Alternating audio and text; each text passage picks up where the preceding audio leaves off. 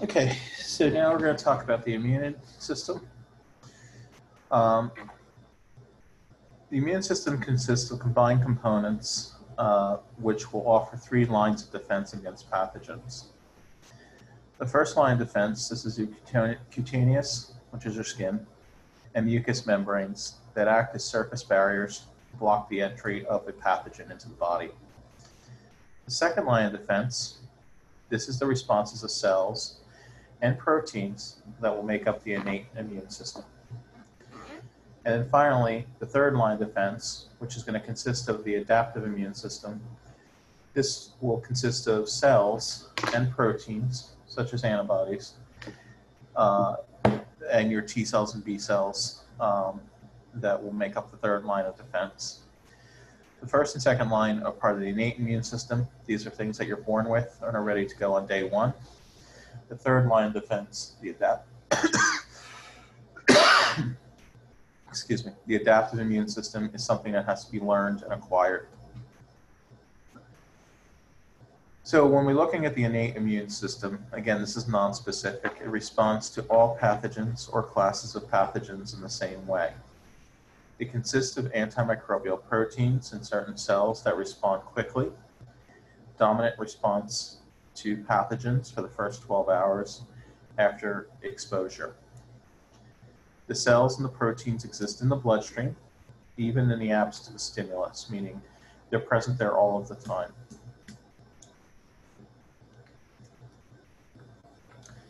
The components of the adaptive immunity, more commonly referred to as your specific immunity, respond individually to unique glycoprotein markers or antigens.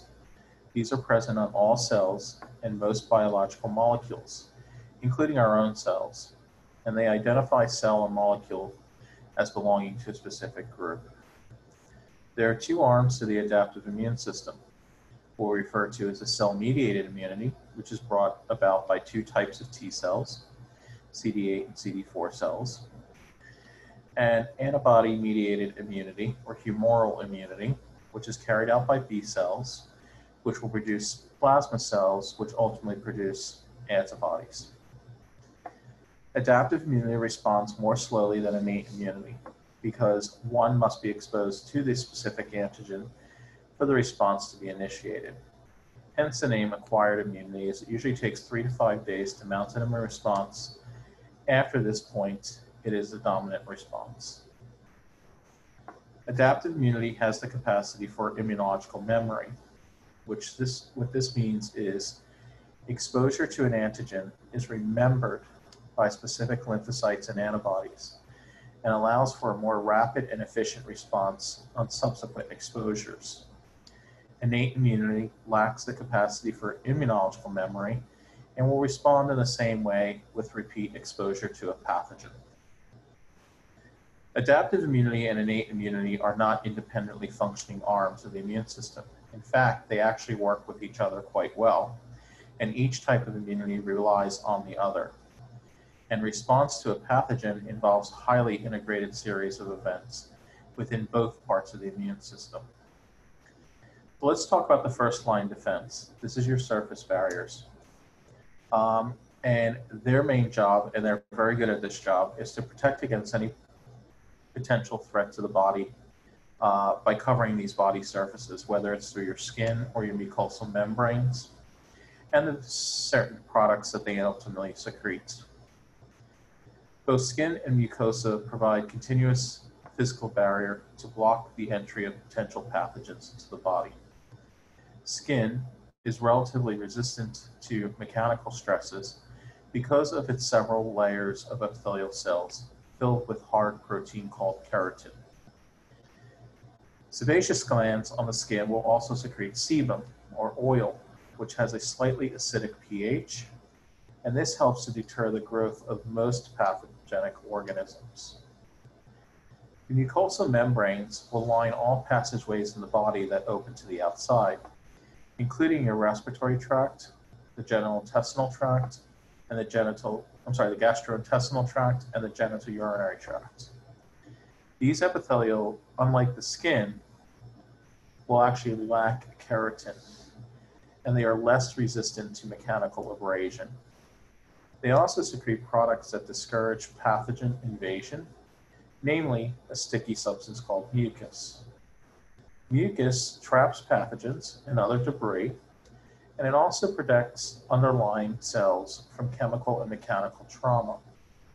The mucous membranes of the stomach secrete acid, which will kill the ingested pathogens. Pathogens have evolved multiple mechanisms to evade defenses provided by surface barriers and facilitate their invasion of our bodies.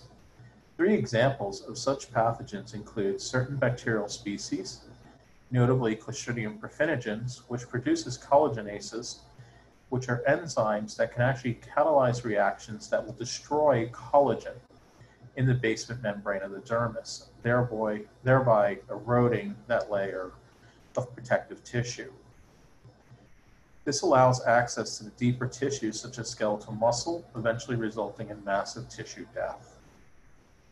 As bacteria destroy tissues, they produce large quantities of gas, leading to a common term referred to as gas gangrene.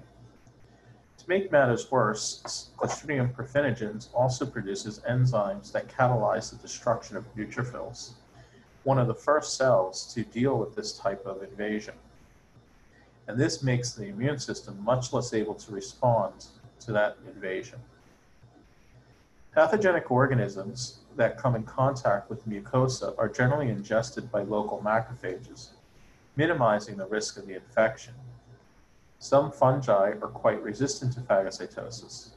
For example, fungal yeast cells that cause disease blastomycoses have very thick walls that are difficult for phagocytes to ingest. Still, other fungal species, such as those producing respiratory diseases, Cryptococcus and histoplasmosis, actually are able to survive inside those macrophages and cannot be phagocytized.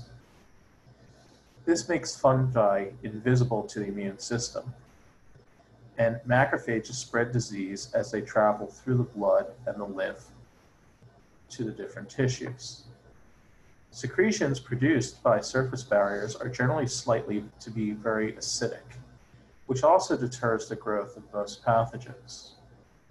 Certain pathogens can tolerate an acidic pH, for example.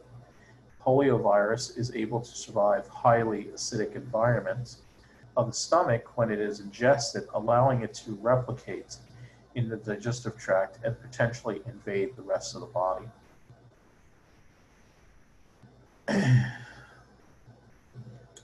In addition to the many species of fungus and bacterium, another example is Helicobacter pylori, which actually prefers an acidic pH. This allows them to infect the skin and the stomach, respectively. Cells and proteins of the innate and adaptive immune systems produce response of the second and third lines of defense. The main cells of the immune system are different types of leukocytes. We have our agranulocytes, which will include your B cells and T cells, and they are part of the adaptive immune system. They are called agranulocytes because they lack cytoplasmic granules. You then have your granulocytes. These are your neutrophils, eosinophils, and basophils, which contain cytoplasmic granules. And these cytoplasmic granules can actually be stained with an acidic or basic dye, or both dyes. Many cells of the innate immunity can function as cells that eat, quote unquote, foreign or damaged cells. Although neutrophils and macrophages are the most active phagocytic cells that exist in the body. Other types of leukocytes that function in immunity are natural killer cells, which are located in the blood and spleen and function primarily in innate immunity. Dendritic cells, these are located in many lymphoid organs, which are part of the innate immune response, but the main role is to activate T cells of adaptive immunity. Other main components of the immune system are groups of different types of proteins. We have antibodies, which are produced by B lymphocytes and function in adaptive immunity. We have complement proteins, which function in the complement system, which can lead to the death of certain types of bacteria in innate immunity. And then we have cytokines, which are a diverse group of proteins secreted by cells by both innate and adaptive immunity. And they have a variety of effects, including regulating the development and activity of the immune cells. Lymphatic and immune systems are closely connected both structurally and functionally. Lymphoid organs and tissues provide residence for cells of the immune system. B cells and T cells and macrophages frequently take up residence in lymphoid organs, such as the various lymph nodes scattered throughout the body, as we talked in part 1. MALT, which again stands for mucosa-associated lymphoid tissue, and the spleen. The lymphoid organs and tissues trap pathogens for the immune system.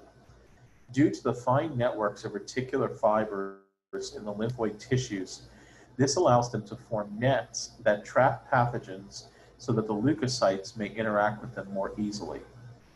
Again, leukocytes being your various types of white blood cells.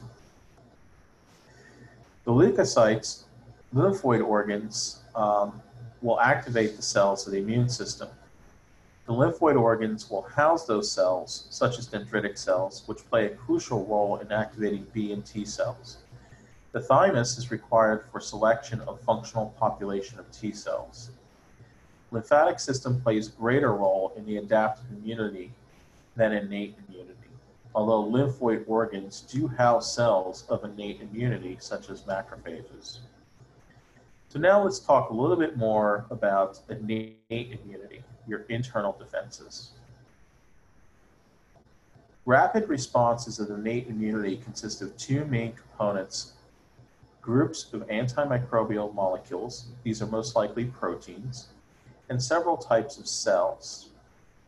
The cells of innate immunity are going to allow pathogens that are able to bypass the surface barriers next to meet the second line of defense, these cells, and proteins, which are divided into two types, phagocytic cells and those that are non-phagocytic cells. Now, a phagocytic cell is one that includes, for example, macrophages, which are mature monocytes, neutrophils, sometimes called polys or PMNs, and eosinophils, which will process by which they will ingest particles from other cells in the process called phagocytosis. Certain granules and agranulocytes can also function as phagocytes. Agranulocytes, known as monocytes, exit the bloodstream and take up residence in various tissues where they will eventually develop into resident macrophages. Macrophages can be activated by a variety of stimuli, including certain molecules present on the pathogen itself, chemicals that are secreted by damaged cells, and signals from cells of adaptive immunity. Macrophages activated locally are generally first cells to respond to cellular injury, and they ingest other cells as well as your own cellular debris that might have resulted from the damaged tissue. They kill ingested pathogens with chemicals, including hydrogen peroxide and HCl. Cytotoxic effects can also secrete these chemicals onto the pathogens that are too large to ingest.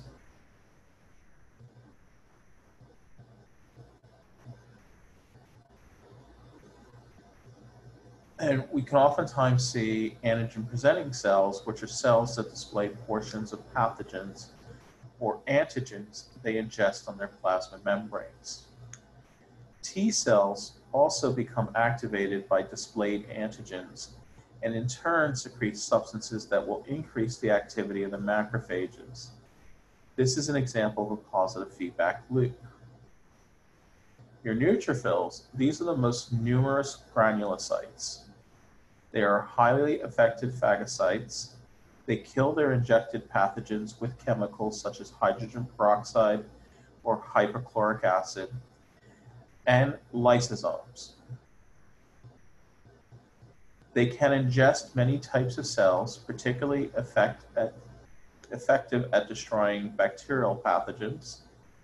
They release cytotoxic contents of their granules onto large pathogens to damage their plasma membranes. And neutrophils generally reside in the blood and must be recruited to the damaged tissues by the chemical signals. Dendritic cells, these are like macrophages. These cells function as antigen-presenting cells. Most important antigen-presenting cells in the immune system, and substances that they ingest are presented to the T cells, and to a lesser extent B cells, which are then going to be activated. Your eosinophils, these are phagocytic cells that can migrate from the blood to the tissues where they are needed. They are primarily involved in responses to parasitic infections, such as worms. They cover parasites and release the contents of their granules.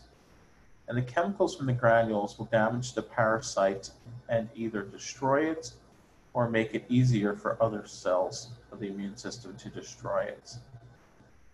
And here we can see a very large macrophage that's pretty much taken up most of the screen.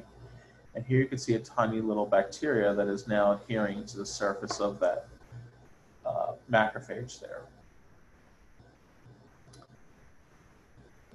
Your non-phagocytic cells, these will include your natural killer cells, dendritic cells, and basophils.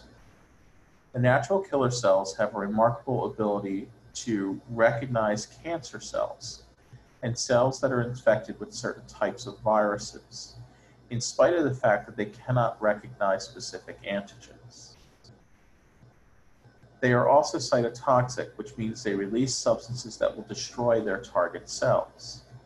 They will secrete an antimicrobial cytokine that activates macrophages and enhances the overall phagocytosis.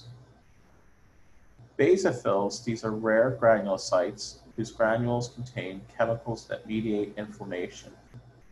These are located primarily in the blood, although related type of cells, such as mast cells, are located in the mucous membranes.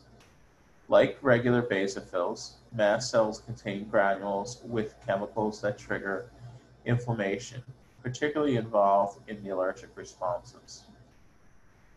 In addition to these cell types, the innate immune response is mediated by a various amount of antimicrobial proteins, including complement proteins. Complement is a group of molecules collectively known as the complement system. This consists of 20 or more plasma proteins, which are produced by the liver. Complement proteins are designated with a C and a number, and they play a critical role in both the innate and adaptive immune systems. Complement proteins will circulate primarily in inactive forms, much like the blood clotting proteins we talked about in the blood chapter. They must be activated by a series of activities which constitute a complex cascade of events, all mediated by enzymatic activity. There are three series of enzymatic reactions or pathways that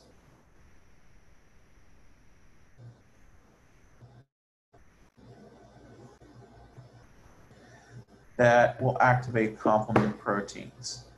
The classical pathway begins when inactive complement proteins bind to antibodies bound to an antigen. The lectin pathway, which is initiated when proteins called lectins bind to the carbohydrates on the surface of the microbes. And the alternative pathway begins when inactive complement proteins encounter foreign cells such as bacteria. And here you can see the classical lectin and alternative pathways. They're all going to essentially activate the complement proteins. And when you activate complement, that's actually going to lead to the process of 5 different events occurring. The first event is complement can initiate cell lysis. It can also enhance phagocytosis. Complement will then also, and when we say enhance inflammation, is that it's releasing chemicals which will enhance the overall inflammatory response. Complement proteins can neutralize viruses.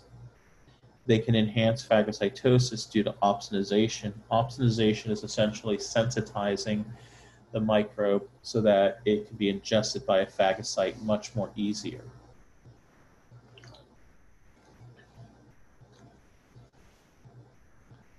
And then the fifth is also clearance of immune complexes. The other type of antimicrobial proteins are what we refer to as cytokines. These are proteins produced by several types of immune cells. Enhanced immune response and several cytokines involved in innate immunity, which will include tumor necrosis factor, or TNF, which is a cytokine secreted primarily by activated macrophages in response to certain bacteria and other pathogens. This attracts phagocytes to an area of infection. It also increases phagocytes' activity and stimulates phagocytes to release additional cytokines, which can lead to an overall enhancement of the immune response. You guys may have heard of cytokines with COVID. What ends up happening partly with COVID is that you end up with what they call a cytokine storm, where your immune system is really overreacting to the virus. And unfortunately, if the immune system is overreacting, that can actually be detrimental to many of your own cells. One type of cytokine is referred to as interferons. These are cytokines that are produced by macrophages, dendritic cells, natural killer cells, and all cells with adaptive immunity. They are produced in response to infection with intracellular agents such as viruses or intracellular bacteria. The primary action is to inhibit viral replication inside the host cells.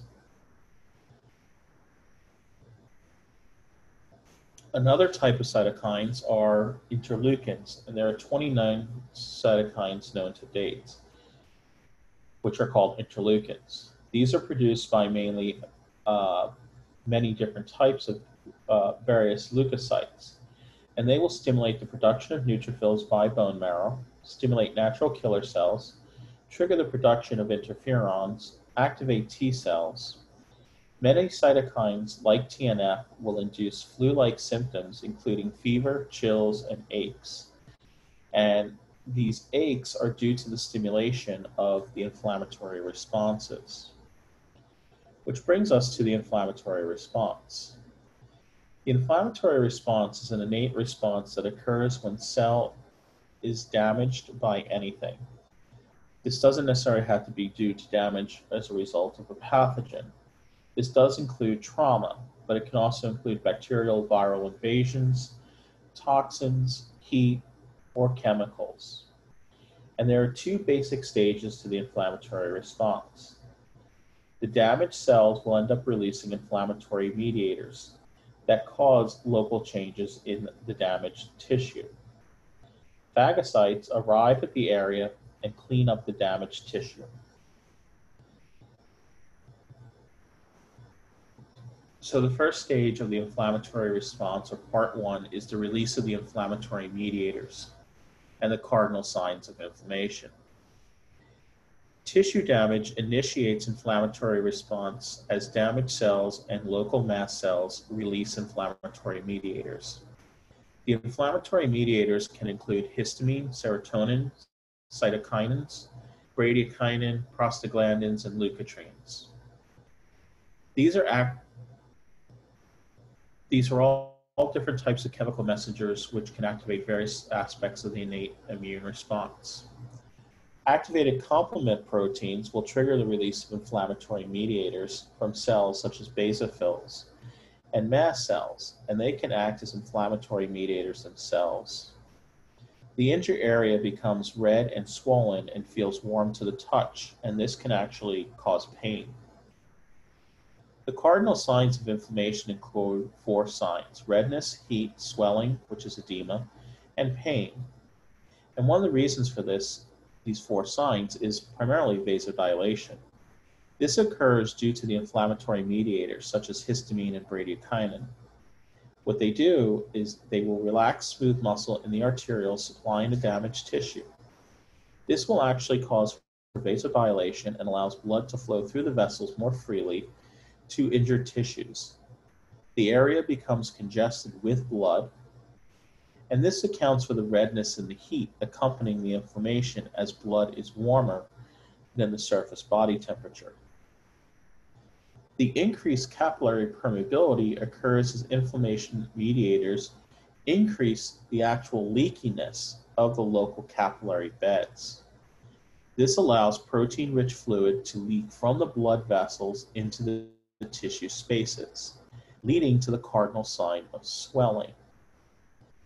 Protein in fluid can include clotting factors such as fibrinogen, complement proteins, as well as any proteins that might be needed for the damaged tissue.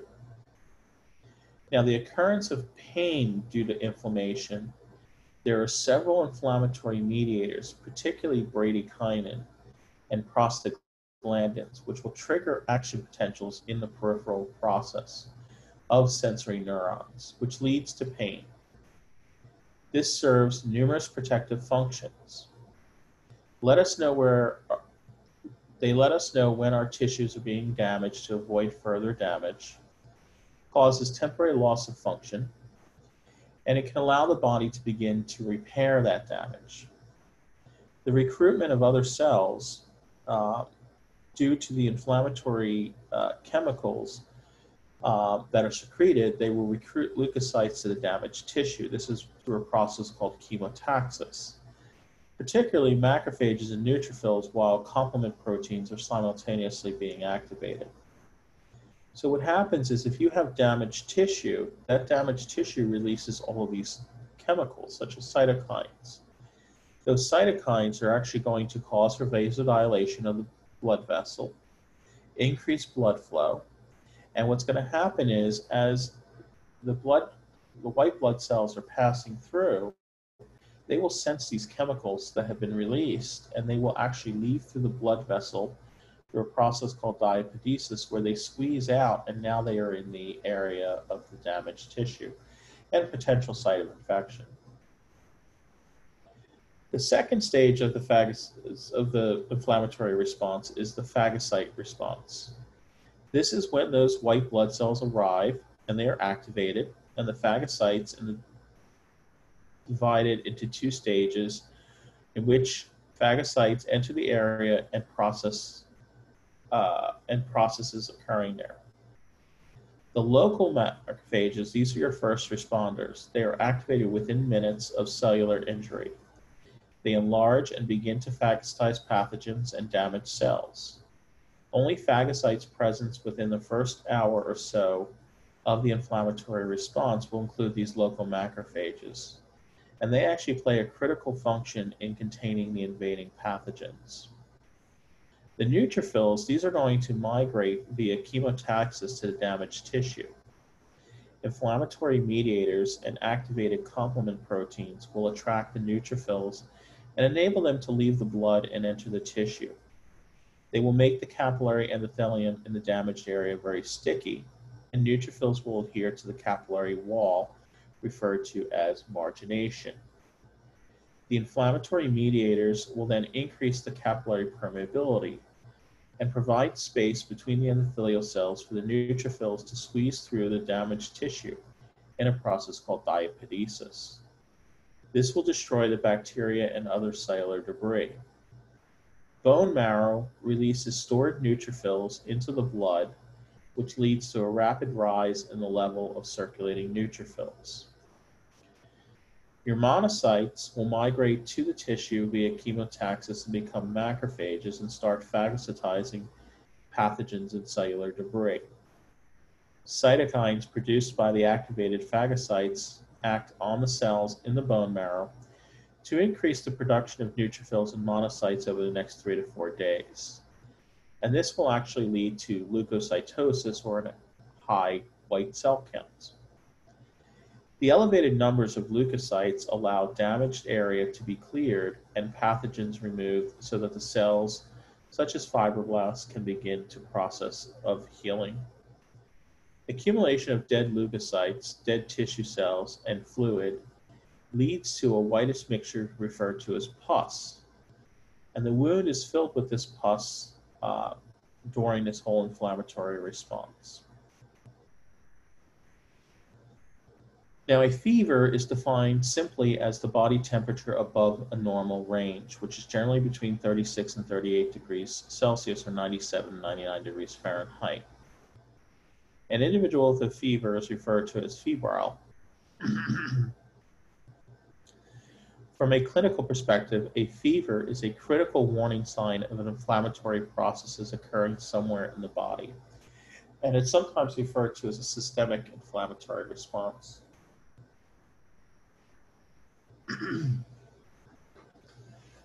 A fever is an innate response to cellular injury.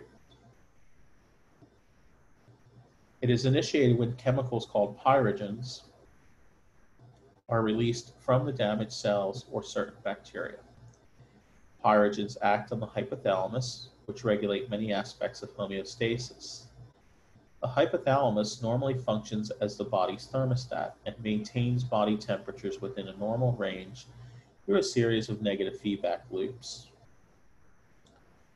Pyrogens can cause the hypothalamic thermostat to reset to a higher range. The hypothalamus interprets normal body temperature as being too low, triggers negative feedback loop, elicits a sensation of cold or having chills when the fever occurs. The hypothalamus triggers responses that elevate body temperatures to the new higher range, including shivering, increased muscle activity that generates heat to bring the body temperature to the new set point. Fevers may be alleviated or quote-unquote break results from the hypothalamus being reset to the normal temperature range. The cause causes the hypothalamus to sense febrile temperatures as being too high. This will trigger the negative feedback mechanism to ultimately lower the body temperature. Mechanisms include sweating and dilation of blood vessels, serving the skin, which makes the skin appear red or more flushed.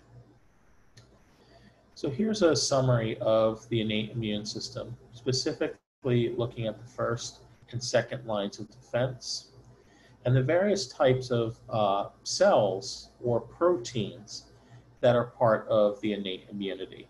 So the prior, several 40 or so slides can actually be nicely summarized based on these two slides right here, where you get the description of the function. So this is sort of the quote-unquote cliff notes, if you know what that means, version of innate immunity here. And this is going to be where I'm going to end recording number 2. Have a good one, guys.